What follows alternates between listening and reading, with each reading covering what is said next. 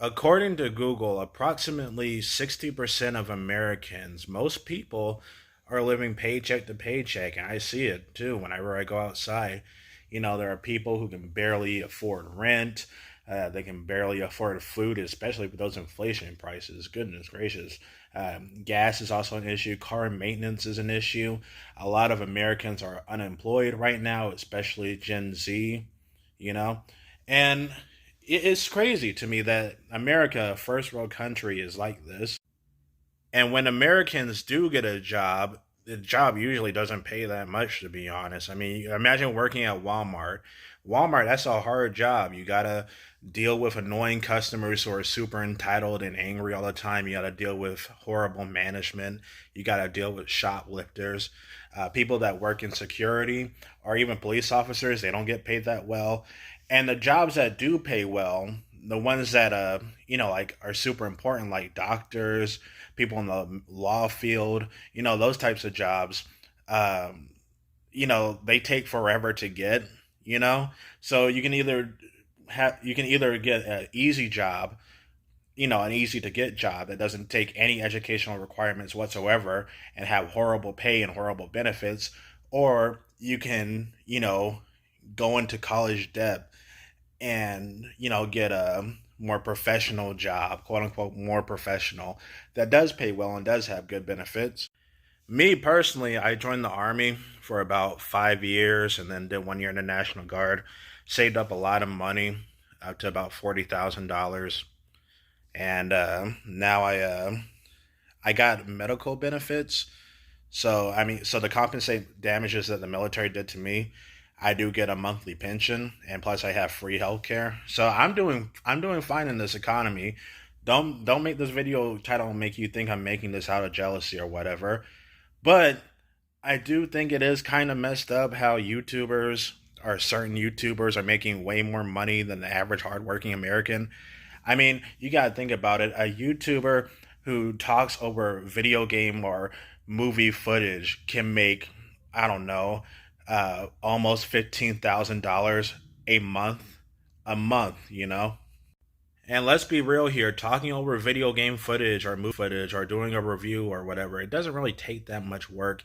It doesn't take that much work to give off an opinion. Even if you do research or whatever, yeah, it doesn't really take that much work to use Google.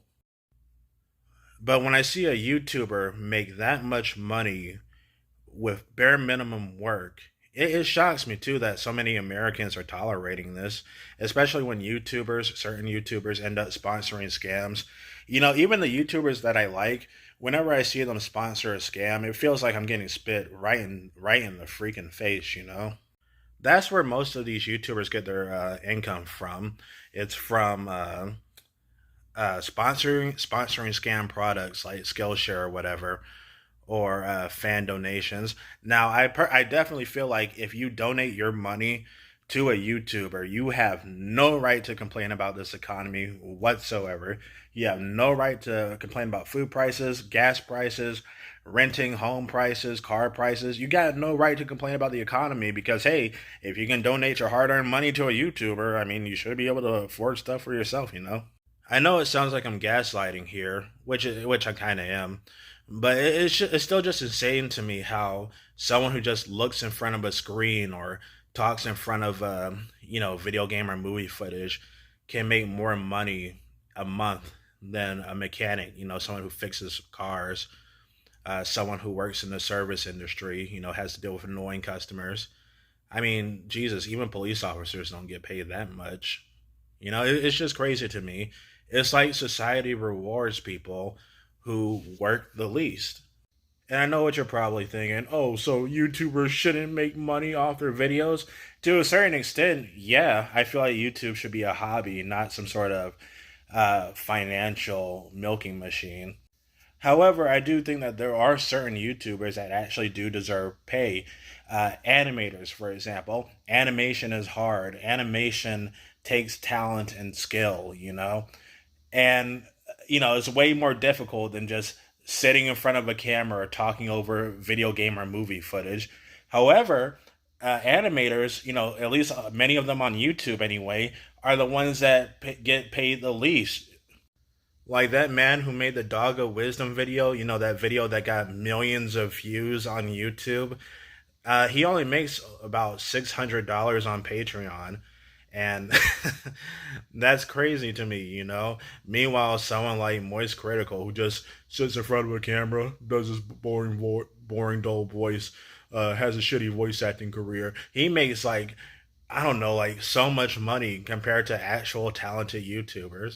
YouTubers who make a living off this site doing reaction content make more money than the things that they're reacting to.